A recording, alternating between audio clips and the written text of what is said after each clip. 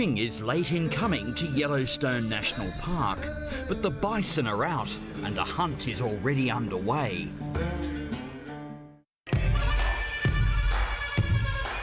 When you cross that river and you get on the other side, it's like being in Jurassic Park. You're so worried the whole time that there's a grizzly bear right behind you.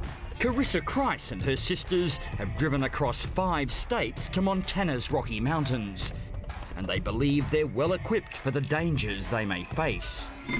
Bear bells, supposed to make a lot of noise because bears, you don't want to sneak up on them. But these sisters aren't stalking bears, they're hunting for gold. Go, Libby. There you go. There you go. No Indian marks. Man, that's a good spot right there.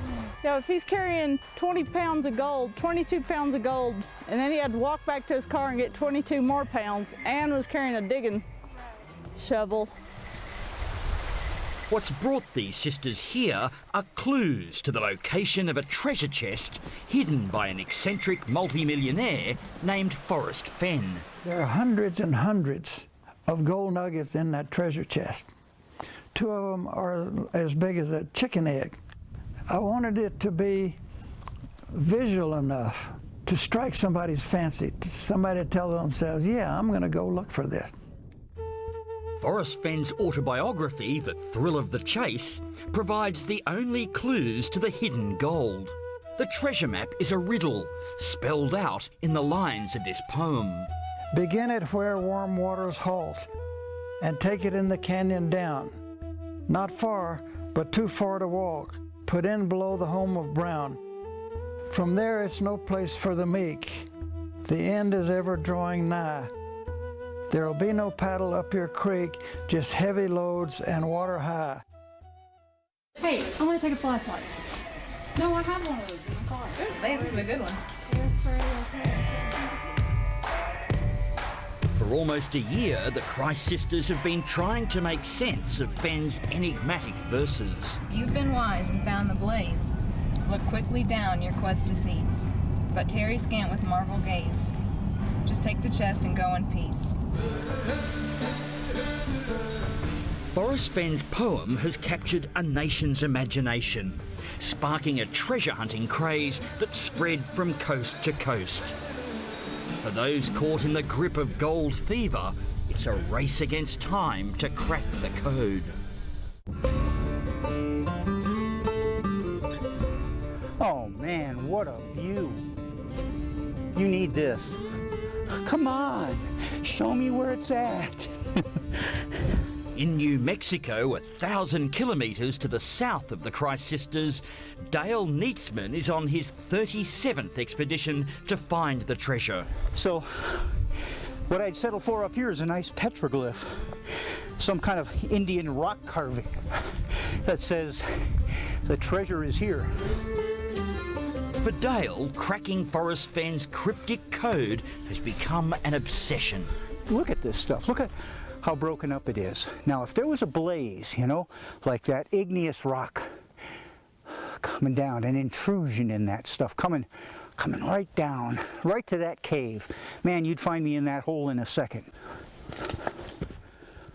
After researching Fenn's poem, Dale believes the clues relate to the Aztec Indian tribe that once lived here. So, Forrest is tricky, and he knows a lot about Indian methods. I think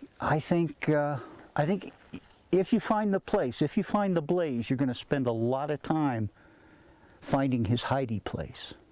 While Dale's interpretation has led him here to the southern Rockies, for the Krice sisters, all the clues point to the north. Here, just till I get to that ledge right there. Let me look over. The sisters believe the poem relates to Forrest Fenn's childhood, leading them here to Yellowstone. When we found out about Forrest Fenn and read about him, it was like our dad. So we clicked. And yeah, when we read the book and, you know, put the pieces together, when we saw this, it was like, this is it. This had to be his favorite spot. People have been pretty close, but the people that have been the closest don't know that they were close. There's 10% of me that wants to help them, but the 90% supersedes the 10%. But while Dale and the sisters are certain of their progress, sceptics say they're being duped. The Templar Knights, the Holy Grail, all of these lost treasures, they don't exist. They've never been found. Archaeologist Ron Maldonado has spent decades unearthing America's history, and he reckons the tale of Fenn's gold is just another myth. We now have this Forrest Fenn treasure that no one will ever find. Not in my lifetime, not in the next lifetime, not in the 3 lifetimes, because it doesn't exist. Oh my God, just think of them poor Mormons crossing Donner Pass. Holy moly. Real or not, solving Fenn's puzzle is a gargantuan task. With just a few vague clues, the search area extends to the Canadian border. Is this the trail? How can you find the trail? But in the wilds of the Rockies, hunting for treasure is a risky business. So it's late afternoon and I'm driving through the middle of Yellowstone National Park. It's snowing, really harsh conditions, and it's into this environment that more and more people are coming to look for Forrest Fenn's treasure. In fact, so many treasure hunters that emergency resources are being stretched to the limit. We've had probably 5 major incidents associated with people looking for this purported treasure. In Yellowstone National Park, Chief Ranger Tim Reed is now dealing with the fallout from Forrest Fenn's treasure hunt. Now, I understand you've just had an incident today in relation to this treasure hunt. We had an incident today where we arrested 2 people who had approximately a week ago caused a search and rescue event when they were swept away down a river while looking for the treasure. And they came back and committed another violation, criminal act, and we arrested them and took them to jail. It's now 4 years since the hunt began, and growing devotion is pushing searchers to extremes. For those on the trail, bad news travels fast, with word there's a treasure hunter now lost in the wilderness. This is the first year that I've known of any of this to happen. So in the past, we've never had anything like this to discuss, and now one party is missing. Since the hunt began, Dale has forged a close friendship with Forrest Fenn, and from inside his Sante Fe mansion, we find him embroiled in the rescue effort for the missing searcher. Let me know as soon as you find out anything, and I'm not going to tell his wife yet. Okay, very good. Thanks, pal. Well, he didn't sleep in his room last night, although some of his things were still in the room. It's clear this latest twist is weighing heavily on Forrest's mind. I don't feel like I'm to blame, but I feel somewhat responsible for it, and I will help them any way I can. There's something over here I want to show you. Despite years of planning, Forrest Fenn could never be sure how the treasure hunt would evolve. But Fenn was determined to leave his mark on history. Isn't this a great wagon? This wagon was made in 1880. Having spent his lifetime collecting precious objects from the past, Fenn devised his treasure hunt as a tangible way of giving back to society. When I had that treasure chest and walked back to my car, it was totally out of my hands. In a loud voice, I said, "Forrest Fenn, did you really do that?" And I started laughing. This series of photos was commissioned by Forrest before the chest was hidden. It's the only visible evidence that the treasure exists, but it's far from definitive proof. What about the people that say that the treasure doesn't exist? What makes you think it's not out there hidden someplace? Give me the facts. Present your evidence. The only way I could prove to you that I hid it is to take you out there and show it to you. Then I'd have to kill you.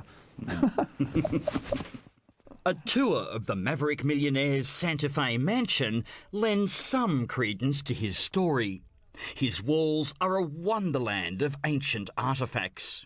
A trader brought this pipe to me. It came out of a little mom-and-pop museum. Fenn made much of his multi-million-dollar fortune trading in Native American relics. And here's the pipe with Sitting Bull holding it in his mouth. It's the same exact pipe.